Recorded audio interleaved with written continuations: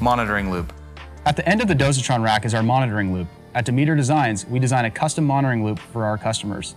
Yours may vary if using a monitoring loop directly from Dilution Solutions.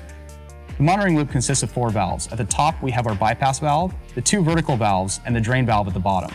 During normal operation, the bypass valve at the top of the loop will be in the closed position and the 2 vertical valves in the open position with the drain valve in the closed position. On the top of the loop, we also have a check valve and a pressure gauge. The pressure gauge will let you know your working pressures as well as if the system is under pressure or not before service or adjustments. The check valve should be oriented in the downward position with the barbed fitting installed on the top. There is no connection to be made to the barbed fitting.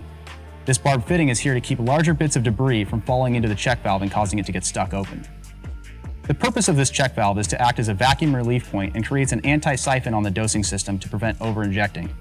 When using the higher flow D40 dosers, this check valve is not needed as each doser has a built-in vacuum relief on the unit. When calibrating the pH and EC probes, open the bypass valve at the top of the loop, close the 2 vertical valves, and open the drain valve to relieve pressure from the lower section of the monitoring loop. You can now take your time calibrating the probes, and the system can remain in operation without pH and EC monitoring. This is also especially helpful when needing to replace a potentially failed sensor and operation of the system needs to continue. On the outlet of the monitoring loop, we have a hammer arrestor installed on the top of the T.